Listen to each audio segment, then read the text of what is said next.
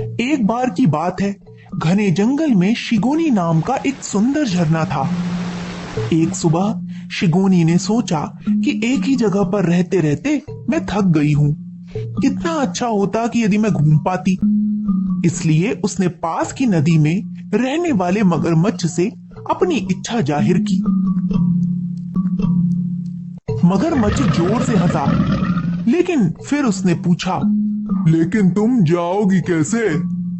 इस सवाल से झरना काफी उदास हो गई। एक चट्टान पर बैठी सुनहरी जलपरी मुस्कुराई और बोली, मैं तुम्हें एक पक्षी में बदल दूंगी।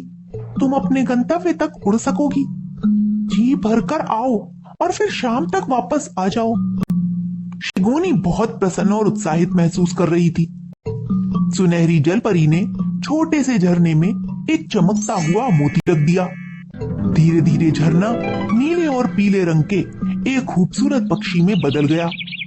स्वर्णिम मत्स्य कन्या ने कहा, अब इस मोती को अपने मुंह में रखो और जब भी तुम अपना मूल रूप वापस पाना चाहो तो इसे मुंह से थूक देना। परी ने कहा, अब आप चाहे तो आसमान में इंद्रधनुष को भी छू सकती हैं। प्रसन्नता पूर्वक चहचहाते हुए पक्षी ने सुनहरी जलपरी और मगरमच्छ के 4 चक्कर लगाए और आकाश में उड़ गई, जहां ठंडी हवा उसके चेहरे को छू रही थी। शिगोनी बहुत दूर तक उड़ गई।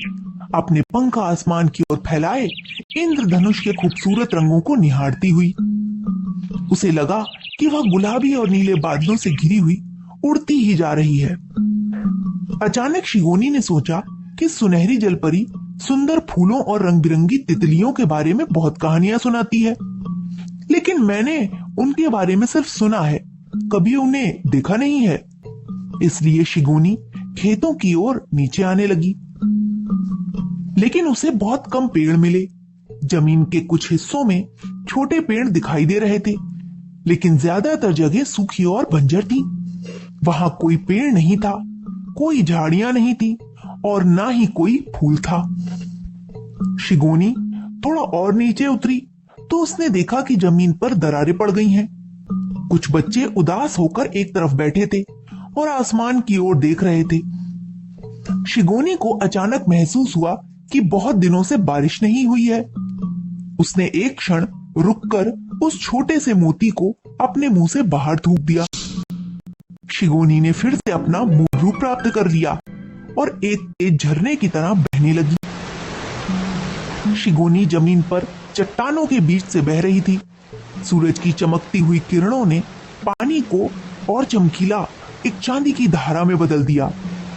जैसे ही पानी जमीन पर गिरा और बच्चों के सूखे पैरों को भिगोया, वे खुशी से उछल पड़े और बोले, अब हम बहुत सारे पेड़ लगाएंगे।